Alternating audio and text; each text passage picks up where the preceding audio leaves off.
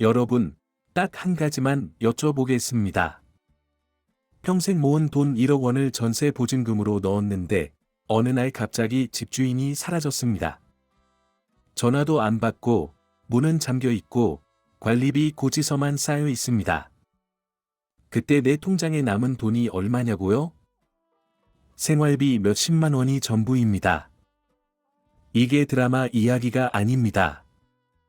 2026년 지금 이 나라에서 실제로 벌어지는 일입니다.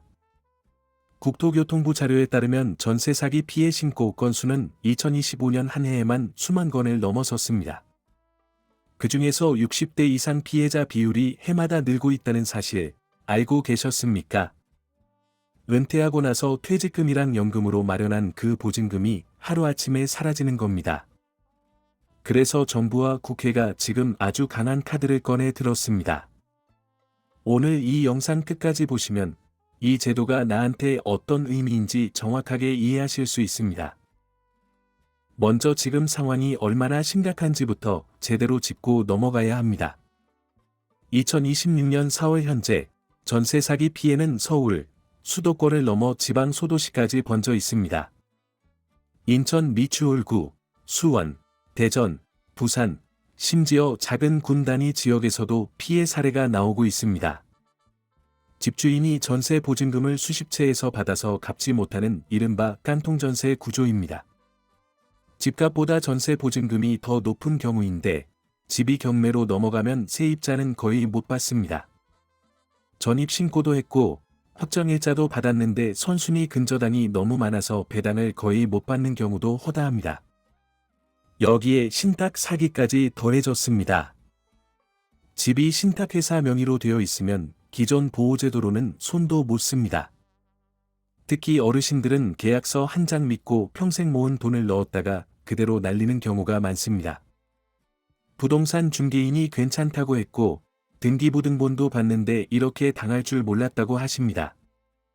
이런 현실을 바꾸기 위해 나온 것이 바로 지금부터 설명드릴 이 법안입니다.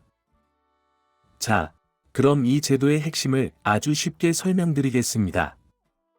보증금 50% 국가 보장이라는 것은 딱 이 한 문장으로 정리됩니다. 최소한 절반은 나라가 책임진다. 예를 들어 1억 원 전세를 들어간 분이 사기를 당했다고 가정해 보겠습니다. 집이 경매로 넘어가고 몇 달 기다렸더니 실제로 손에 들어온 돈이 3천만 원이었습니다. 7천만 원이 날아간 건데 지금까지는 그냥 본인이 고스란히 감당해야 했습니다. 그런데 이 법안이 통과되면 달라집니다. 국가가 보증금의 50%, 즉 5천만 원을 기준선으로 잡습니다. 이미 경매에서 3천만 원을 받았으니까 부족한 2천만 원을 국가가 채워주는 구조입니다. 무조건 5천만 원을 준다는 게 아니라 최소 절반은 보장한다는 뜻입니다. 적어도 반은 건져야 이사도 가고 새 삶도 시작할 수 있으니까요. 이게 바로 어르신들이 가장 주목해야 할 첫 번째 핵심입니다. 두 번째 핵심은 선지급 제도입니다. 이게 어떻게 보면 더 중요할 수 있습니다.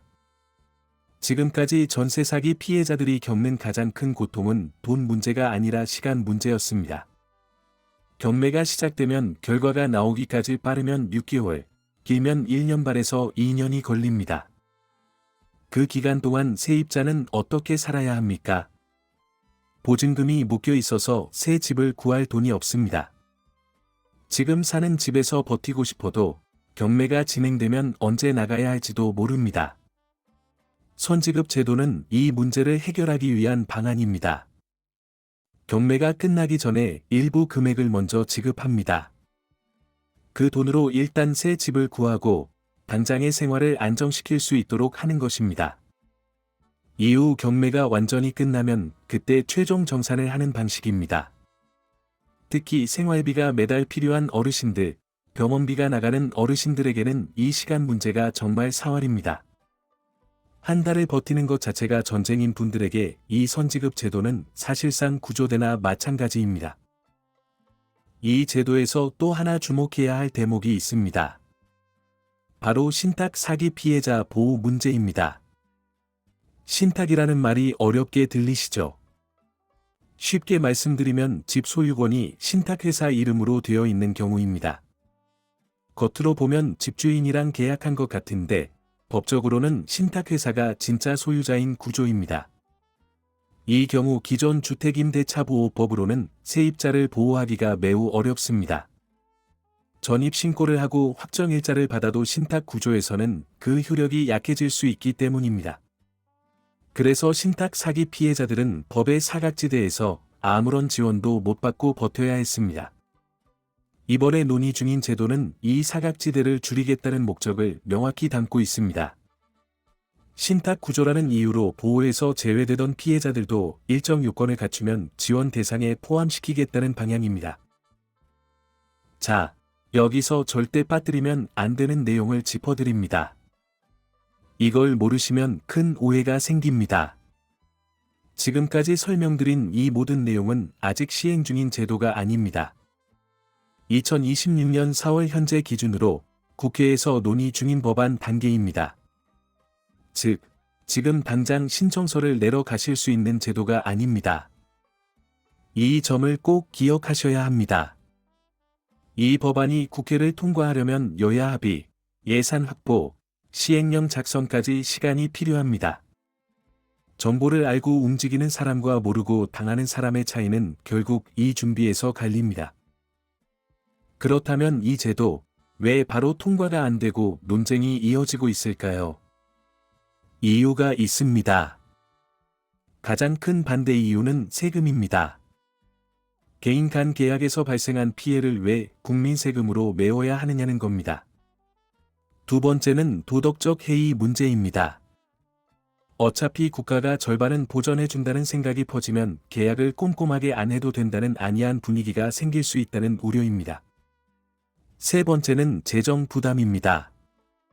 전국 수십만 건이 전세 계약 피해를 다 지원하면 예산이 버틸 수 있느냐는 현실 문제입니다. 전입신고와 확정일자를 갖춘 경우, 실거주 목적이 확인된 경우, 서민주택인 경우에만 엄격하게 적용해야 한다는 것입니다. 국회에서 지금 이 기준을 두고 치열하게 논의하는 이유가 바로 여기에 있습니다. 자, 오늘 이 영상을 보신 분들이 지금 당장 해야 할 행동을 정리해 드리겠습니다. 첫째, 전입신고가 제대로 되어 있는지 확인하십시오. 동사무소나 정부24 앱에서 5분이면 됩니다. 둘째, 확정일자를 받았는지 확인하십시오. 계약서에 도장이 찍혀 있어야 합니다. 없으면 지금 당장 받으러 가십시오. 셋째, 등기부등본을 떼어서 근저당 설정 금액이 얼마인지 꼭 확인하십시오. 인터넷 등기소에서 700원이면 바로 발급됩니다. 집값 대비 보증금과 근저당 합계가 80%를 넘으면 위험 신호라고 보시면 됩니다. 이 세 가지는 어떤 제도가 생기든 없어지든 반드시 해두셔야 하는 기본 중의 기본입니다. 오늘 핵심만 다시 기억하십시오. 50% 국가 보장과 선지급, 아직 법안 단계, 지금 당장 내 계약 점검. 절대 놓치지 마십시오. 이런 정보 계속 알려드립니다.